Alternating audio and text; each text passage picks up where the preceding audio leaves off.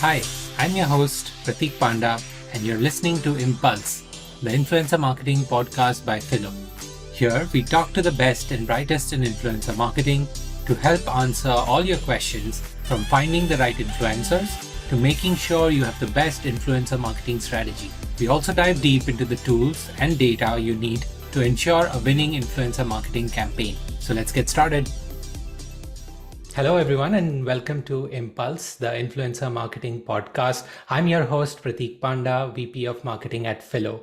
Our guest today is Aaron King, the Vice President of Influencer Growth and Innovation at Rogers and Cowan PMK. Rogers and Cowan PMK was founded in 1950 as talent representation for actors and actresses, representing legends such as Paul Newman, Cary, Rita, Hayworth, and so many more. Today, the agency represents both talent and brands and specializes in helping its clients become more relevant in the cultural context and connecting them to their audiences for greater levels of engagement. So thanks again, Aaron, for joining us. We would love to learn a lot more about you during these next few minutes. So let's get started. First things first, you've spent a lot of time in marketing, particularly influencer marketing, close to a decade or more. Why influencer marketing? That is actually a very easy question to answer. It wasn't intentional, as I guess the best things never are. Quite a few jobs ago now, I was working for a media company who were beginning to see a shift in the way that comms agencies were communicating with their agencies, back with media. And that was obviously back when we were calling influencers bloggers. And I was kind of an early adopter in there, I found it quite interesting. I love anything to do with change. So I fell into it, and I just was, I like to think I'm good at it. And other people seem to think so. So it just kind of gathered steam, and, I find myself here today. Awesome. I'm pretty sure you're good at it, pretty good at it. Even at Rogers and Cowan, looks like you've had a couple of promotions in the last few months. Congratulations for becoming the vice president most recently. Tell me how it's been for you at Rogers and Cowan, right? You came through a merger from ITB. What's keeping you excited at Rogers and Cowan PMK? If I'm honest, it's the constant change. And the nice thing about being at RNC PMK is, as you mentioned at the top, we've been in this business for about 70 years now.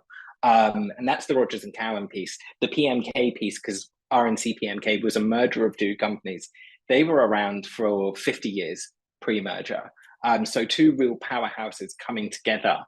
And the kind of continued evolution of the brand and the agency and everything that we do is super, super, super exciting. But we are kind of rooted in the same methodologies today almost that we were all the way back then. So it's finding new ways of doing things through the lens of a brand is so interesting. And I'm lucky, our CEO mostly gives us carte blanche to do what we need to do. He's very open. He's got a very strong vision for where we need to go. And we get a lot of support to get there. That's awesome. We will get back to RNC PMK in a bit. But before we go to that, give me, I'm going to do this with all my guests, and I'm really excited about this. Give me one hot controversial take on influencer marketing, something that you believe and maybe the market doesn't or so. I would say that the most controversial opinion I have is that everything needs to hinge on authenticity.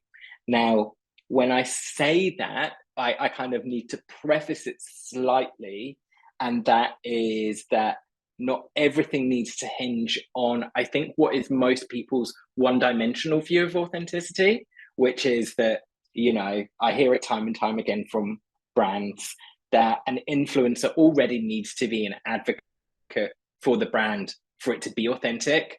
I disagree entirely with that. That's one facet of it, but it's definitely not everything. That's an interesting point, right? And even at Phyllo, we help a lot of our brands or our customers with search and discovery. So finding the right influencers. And a lot of people initially think that authenticity means finding the right fit with the influencer, for which they might think that, hey, if they've worked with your same brand or a similar brand, maybe like you worked a lot in fashion, so let's take an example of shoes, for example, right? If they promoted shoes in the past and they wear nice sneakers or whatever, then they would be more authentic to promoting more shoes. But that may not be the only reason you pick an influencer, right? So can you tell me a little bit more about what you think authenticity really means? Is it more about the fit between the brand and the influencer? Would you let the influencer go fly with their content?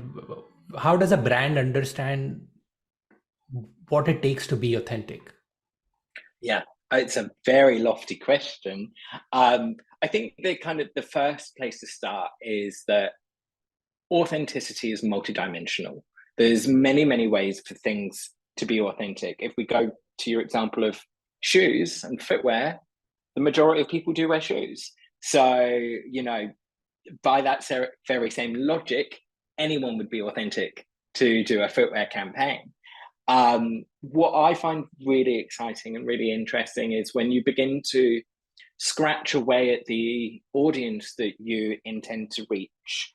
And then you begin to think about, okay, like what is interesting and what's important for them.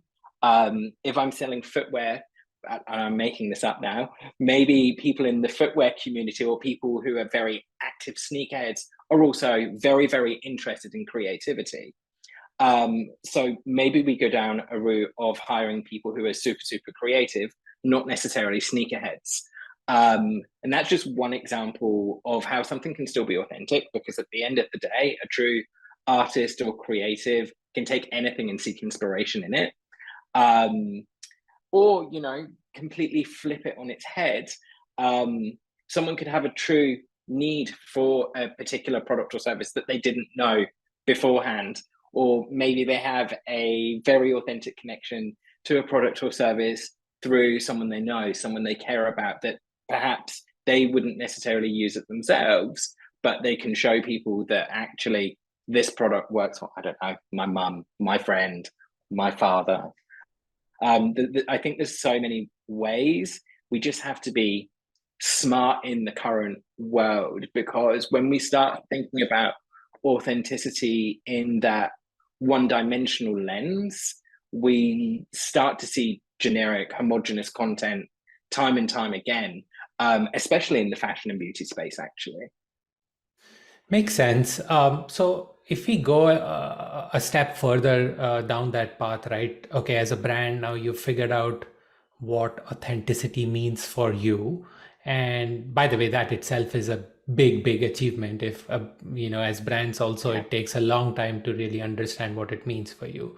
Where do you think, like if you're starting to implement a new influencer marketing strategy, where does it start, right? Does it start at the influencer, the brand itself, the audience? Is it messaging? Where do you get started? For me, it's always audience. It's always the very first stage should be understanding the audience that you want to impact, and then you take it further. You have to start understanding, what are the cultural things affecting them. I always say, where do they live? But when I say where do they live, I mean, where do they live online? So we can understand what are the best platforms to reach them on.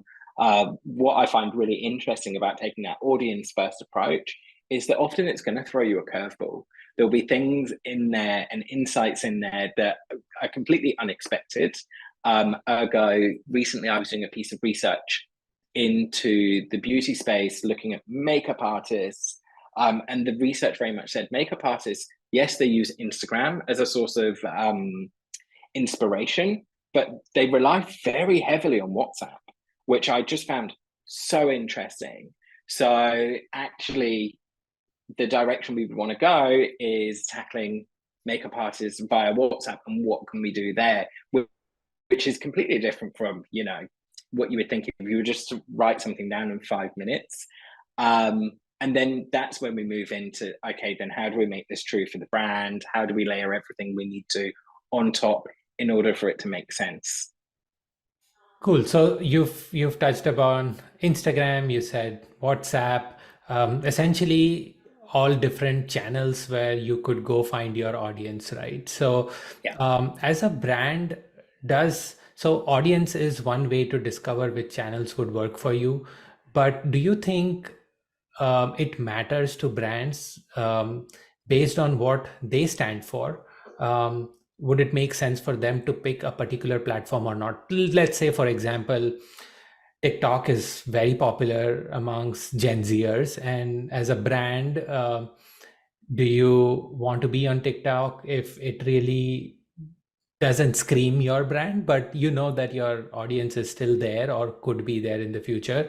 Would you still sort of pick a multi-channel approach and try everything out, or would you say that, hey, that platform is not really our kind of style, and therefore we'll stay away from it, even if it means there's business there? That one is a really interesting question. I think for the most part, brands should be taking a multi-channel approach in 2023 and beyond. That said, taking a multi-channel approach for the most part is quite costly. The volume of content you need to put out, or if you're doing influencer in this space, the volume of influencers that you need to work with, it's challenging, and it requires very, very clear, very concise strategy. And it also requires, I think dilution of your brand is the wrong phrase, but finding the right tone of voice for your brand, for the audience in the individual channels. And, you know, that kind of age old, I say age old, like we've been saying it forever, but it feels age old to me now, that kind of TikTok versus Instagram debate that it seems to be forever happening. Content on TikTok versus content on Instagram does have to look very different, which is double the work. So it often does come down to resources rather than what's right or wrong. And if I did have limited resources, I would definitely be picking where the largest share of my audience is, because I do genuinely believe that any brand can find the right tone for the platform on any platforms. It can be scary for brands. You know, these brands spend tens of millions and billions over the years in shaping their brand, and they have a very clear view of what their brand is. But we've seen some real success stories. I think if we're, you know, keeping Gen Z in mind, if we look at brands like Duolingo, they do amazing on TikTok. Ryanair, as an airline, I think are doing such a good job at transforming what people think about their brand, because they take their brand onto TikTok and make fun of it themselves in the way that people do. And you couldn't do that on a platform like Instagram necessarily, but you very much can on TikTok. So yeah, there's a lot of considerations there. It's not a one size fits all approach, I don't think. And it will all come down to resources. Awesome. I think so. That means, you might, as a brand, know really well what you stand for, what your positioning is, but you sort of tweak it depending on the platform you're going on and the audience that's on it right now, right? Makes sense. Sure. There are a lot of brands who struggle to have a clear approach or a clear positioning as well. If you're especially like let's say an early stage D2C e-commerce brand and you're just figuring your journey out, Would you like, I think the larger brands still have enough firepower in-house, or they've spent enough money over time that they know what the brand stands for, what kind of language they want to use and portray. If you're early stage, how do you work with influencers? Do you give creative freedom to the influencer in that case to come up with a strategy? Do you work with a small group of influencers? Maybe do sort of a close group focus discussion of sorts where you brainstorm and come up with something good? Or is it always better for brands to tell influencers exactly what to say or what to, post out? So I think as a starting point, I definitely believe that a brand should never instruct an influencer verbatim on what to say, no matter whether you're a huge conglomerate or a kind of startup D2C brand. You will never get maximum value from the influencer by doing that. One of the ways that I kind of challenge our clients to think about influencers is many of our clients have a creative agency, and an influencer is just a mini scaled down version of that creative agency. And you hire them because you want their creative might and expression, etc. So we need to think about influencers like that. That said, like with all briefs that will go to a creative agency or to an influencer, there needs to be clear guardrails. Um, I'm very pro giving the influencer creative freedom and creative expression, but they need to understand what the brand needs to take away from that. And sometimes it's slightly more complex. Most of the time, it's simple, thankfully. So that's really important. And then I guess the difference is when we think about smaller D2C brands and then your kind of bigger conglomerates, tends to at some point to be kind of the opposite of what you've said, actually. We, for our very big clients, we're doing things like focus groups with creators to help shape creative, because they have to generally build their creative and create their communities at a much larger scale than the smaller brands. So it does require that kind of upfront thought and effort. Whereas our smaller clients who may be D2C, we are able to be a little more agile in our approach. So you can test creative, you can work with the influencer to build individual creative to help kind of shape the narrative of the brand on social. Cool. You mentioned a little bit about testing the creative, right? How do you measure success as a brand, right? Not everything influencer marketing is purely about conversions. Yes, you can run some campaigns that promote the next best sneaker you're going to launch, but um, a lot of it is also brand building, community building, just creating more love for the brand, right? What are some things that you guys suggest brands to look at when they are trying to define ROI, right? So, which need not necessarily be purely in terms of dollars. Yeah, this one is always a interesting subject. I mean, look, there's the metrics that we can measure have really evolved in the last few years.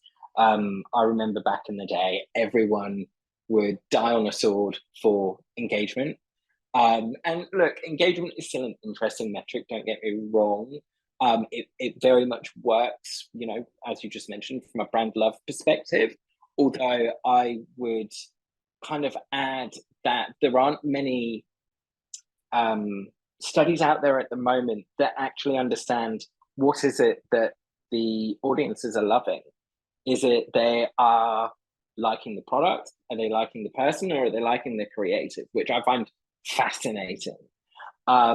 So for that reason, I tend to shy a little bit away from engagement. I think always understanding the amount of people that have seen your post from an influencer, so your impressions and your reach, is always a great metric. And then on the brand love side, obviously we can look at brand love studies. We can look at how things are performing over time. We are able, if we're doing something long term with a creator, to be able to test what works, but we need to think about ensuring that the environment that they're posting in is like for like. So there's quite a lot to consider. And actually, for us, we think about metrics in kind of three core buckets at RNC PMK.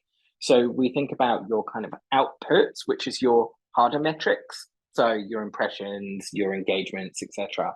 Then we start thinking about your outcomes. So what did we want the audience to achieve? And did we achieve that? Oh, sorry, what did we want the audience to do? And did we achieve that? And then progress as well. And progress for us is working towards the bigger brand goals that may be, long-term goals, not necessarily short-term goals like engagement, etc. Got it. As a brand manager, if I'm looking at things like, let's say, impressions, engagement, um, do you think, there is this whole discussion around nano influencers and micro influencers these days who, on a percentage term, can more often than not give you a higher conversion rate? Um, but of course, the volume is lower, so you might have to work with a large set. But if I'm a brand manager, doesn't it then make it easy for me to just go work with some large influencers? It gives me great reach, great influence, but may or may not necessarily be the only way to do things. So what's your take on this whole talk about nano influencers and micro influencers? So nano and micro influencers very, very pro nano and micro influencers. I myself have been working with micro influencers for years and years, and then nano influencers more recently in the last couple of years. I think it all comes down to the selection of the tier of influencer is based on what you want to achieve. So top of funnel awareness, in most cases, not in every case, thinking about larger influencers, probably your best bet. It's also, in terms of media costs, it's cheaper. If we break it down to those like hardcore CPM metrics. Mid-tier, obviously, you can think about them in that mid-section of the funnel. But then what I find really interesting is that generally with, and again, not in all cases, but generally speaking, with micro and nano influencers, they're generally sitting in a niche, or they are known for a particular thing. They haven't developed their content much beyond that if we think about their career as an influencer. And as you say, they have generally better engagement, and generally, in terms of the reach percentage, it's higher and achieves more. But doing that at scale is really, really difficult because the management of that can be a nightmare. So it's just about matching up the right influencers for the right funnel stage and getting them to do the right thing. In most cases with our clients, we generally advise taking a multi-layered approach. It's quite rare these days for us to do only one thing unless it's a very specific need like awareness. Got it. Makes sense. So, if we want to make sure that campaigns are not only impactful, meaning, you get the results that you wanted, a lot of these platforms today, whether it's TikTok, Instagram, YouTube, etc., maybe not YouTube to that extent, but things like TikTok, Instagram are very short-lived for content, right? You throw something out there and it has a short life, and you have to always keep working on more, right? And as audiences also, we've becoming more tuned to that kind of content, short snippets, you consume, move on, consume something else, and so on, right? How do you make sure that what you are producing or putting out is not only impactful but can retain its value over time, right? That's quite a difficult question. So it can, I think, come down to creative. I'll use an example. So back when my team was ITV, before we were folded into RNC PMK, we were at the genesis of the hashtag My Calvin's campaign. The team came up with that, rolled it out, and all these years later, it's still going. It's instantly recognizable. It has that kind of simplicity in its creative and might in its creative. And they really, really stick to their guns on how it should look. And it's still there. We still see it on billboards. We still see it online. It's impactful. Arguably the most successful influencer marketing campaign ever. So that's one route. I think another route, and I would question it, is, does it always need to be impactful? Because often we utilize influencers to tackle a very specific moment in time need, be it a new product launch. And then we will use them again for the next new product launch and again. So we don't always think about the long-term viability of a specific piece of content. That said, similar to the Calvin Klein example, we do often think about, when we are building campaigns for our clients, is, can we build a kind of creative anchor point that we can always come back to? Another example for that, a piece of work we actually won an award on that was amazing, is our work with UGG and their Feel campaign. So Feel was their new brand positioning a few years ago, and it still continues today. And the iteration of what Feel looks like from UGG now is quite different, but they all use that kind of brand positioning of Feel as your kind of constant anchor point. But it evolves naturally. Awesome. Thanks a lot for those examples. And since we are talking about examples, have you come across a particular influencer marketing approach, either maybe something that you came up with for one of your brands, or something else that you've noticed recently and you were really impressed that, hey, that's a good take on influencer marketing, that's a good way to run with an influencer marketing campaign? I'll go to a different agency's work, so I don't only talk about our own, and I'm going to talk about reactive content. So one of our sister agencies, McCann Live, they are first and foremost a social agency, but they also dabble in the influencer world.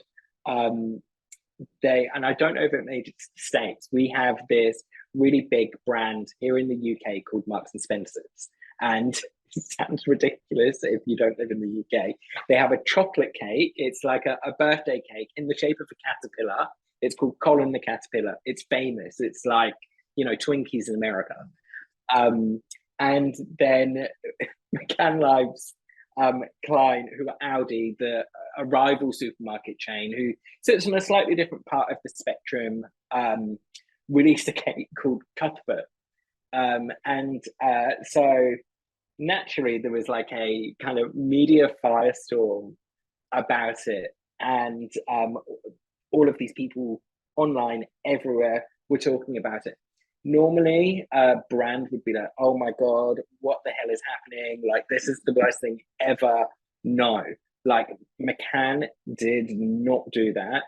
They were super reactive in a very positive way. They started posting memes like free Cuthbert, because Marks and Spencer's was suing Aldi, and it was just genius, like taking that kind of very reactive approach in a way that is native to the audience as well. Normally when someone's taking you to court, you don't start posting memes about, please, like, stay away from my cake. And it was just great. Every time I look at that case study, I giggle, because it literally is genius. That's awesome, because I think there's a learning there, right? One is, you never really know. I mean, you prep really well on what your campaign strategy is and what you want to get out of it, but a lot of things can go haywire, right? And when that situation presents itself, A, you have to listen well. B, you have to come up with a plan, and instead of trying to get very defensive about it, try to find a way to be creative and leverage it to your advantage, right? So I think Yeah. that's the key learning there. And as brand managers, you tend to protect and defend your brand so much that you tend to get into a shell when something like this happens. So kudos to the team there. I'm sure they would have had chaotic days inside the Oh, for sure. office, but to be able to come up with a spin like that and make the best out of it is definitely amazing. Yeah, and one of the really interesting things is I think that generally with influencer and creator marketing, we're going to have to start thinking about creative in two ways. We're going to have to start thinking about proactive creative. So, what is the new creative, the shaped message, etc., that we want to put out there? But with the amazing and crazy success of TikTok, we are also needing to react to trends in real time, and that kind of lead time in a campaign where you would, I don't know, I mean, for me, I love to have a good couple of weeks before a campaign goes live to get it all buttoned down.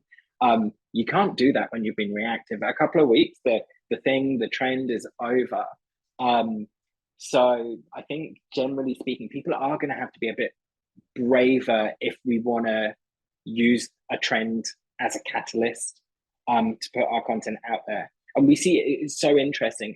I don't think many brands have really done a great job of it yet, because you'll see like this trend-based content 3 months after the trend has finished. So it's an interesting challenge for everyone. Yeah, and on that note, even on my team, there have been, I've had amazing teammates who've been very creative and have tried to jump on an opportunity to ride the wave like this. And of course, for us in the B2B space, it's a little more difficult. You're trying to also, not be serious, but still there's a fine line, right? So, but do you, if you have to sort of react quickly and make the best out of it, I think the thing that slows people down is a process. There's approval if you're a large brand, whatever, right? So that's one. Two is being able to move quickly with the creative process and produce something really quickly. So do you think it's okay to compromise on quality of the creative as long as you're able to get the message out quickly and you're able to ride on it? Or do you still think that the quality of the creative is as important as the timing of it? The thing is, I don't know if you do compromise on the quality of the creative. I think it depends on how you judge creative. Now, if we're judging creative on having let's say we're thinking about Instagram, if we're judging creative on having, a super high resolution, super sharp, beautifully saturated image, then maybe. But if we're judging creative on what's making someone stop and think, or what's making someone have a laugh and maybe think about our brand in a slightly different way, then I don't know if we are compromising on creative. And I think that's the magic, and that's the hard bit to get heads around. And that was very much why at first people were a bit reticent with TikTok, right? Like we were so used to being in this world of Instagram where everything is beautifully polished, and there's very much still a place for that on Instagram. Instagram is still wildly successful, but TikTok's not that. TikTok's like the naughty little brother or sister that doesn't really make as much effort to do their hair. It's grittier, it's raw. To use that word that I hate, it seems a bit more authentic. And yeah, we just need to think about how we're judging creativity. I think that's a very good point. Even when I was researching about starting this podcast, right? And I'm relatively new. I've been on podcasts, but I'm relatively new to hosting a podcast, right? And I was reading a bunch of Twitter threads from people who've done this in the past, who do it really well, and what kind of tips they would give. And when you start researching online, you would find tons of content around here's the best camera, there's the next ring light, and you need to look good and whatever, right? But end of the day, I think my takeaway was, like you mentioned about how you define creative, end of the day, it's the story and the message that matters, right? If the conversation itself is not interesting, it doesn't matter how good you look, it doesn't matter how great of a audio video setup you have, it's just not going to make people stop and think. And I guess that's what defines creative in its true sense. It may not look the best, it may not sound the best, but as long as it's able to make people stop scrolling and watch you for a few seconds, your creative is Yeah, good. I agree. Awesome.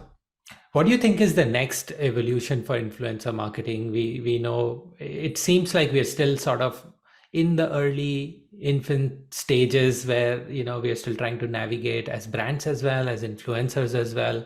But this market is poised to grow. Where do you think it's headed? What are some of your insights on that? Again, I think that's quite an easy one. So the kind of proactive and reactive content, as I've already said, commerce, obviously, there is a big appetite across the world for commerce to be successful in the West. And I'm sure with the amount of dollars that people are putting into it, that it will be successful. From a creative standpoint, I think what we will begin to see is tapping more into subcultures and smaller communities.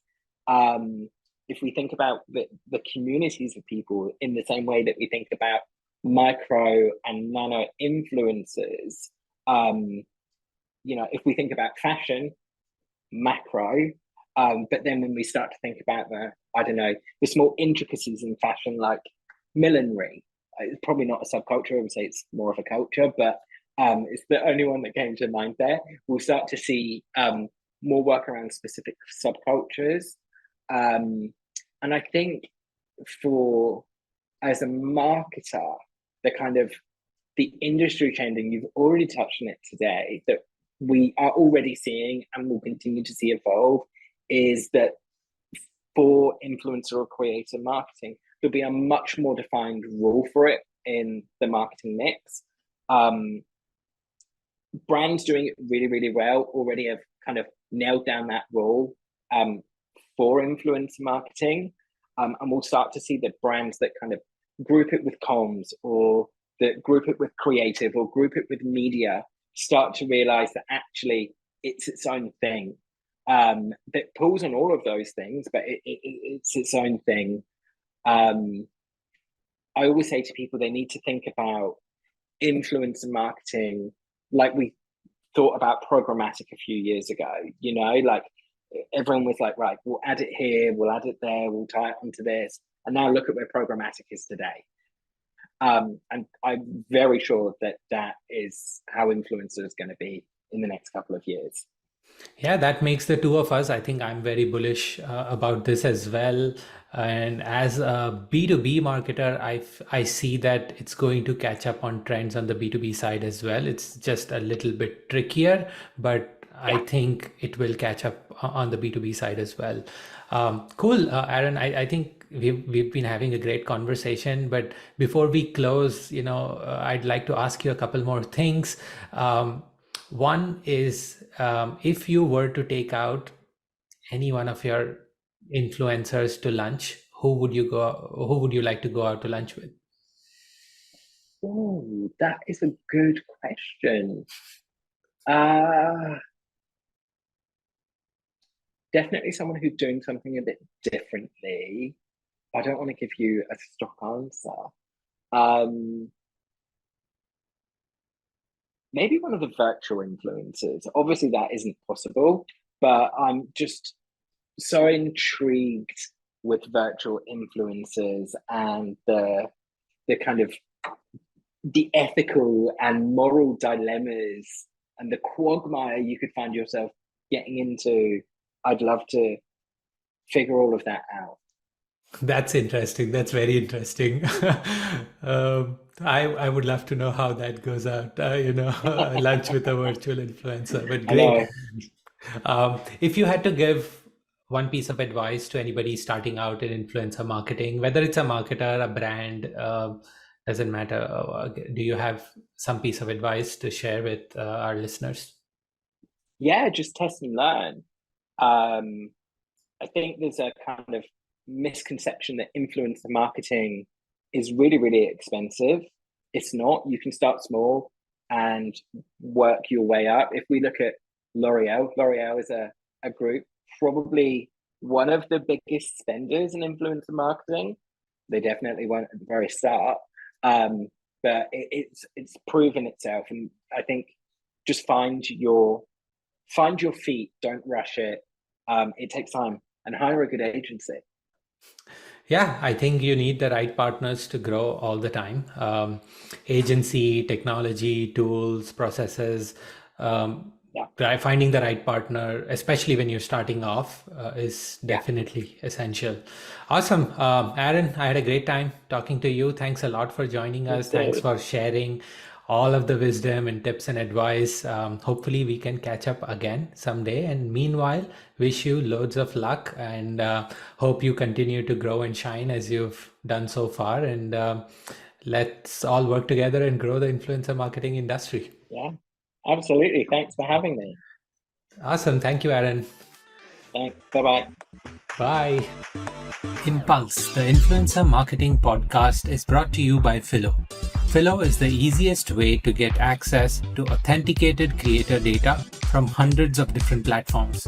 To know more about Phyllo, visit getphyllo.com. That's getphylo.com. Also, make sure to search for Influencer Marketing Podcast in Apple Podcasts, Spotify, Google Podcasts, or any of your favorite podcast listening platforms. And don't forget to click subscribe so you don't miss out on any future episodes. On behalf of the team here at Phyllo, thank you so much for listening.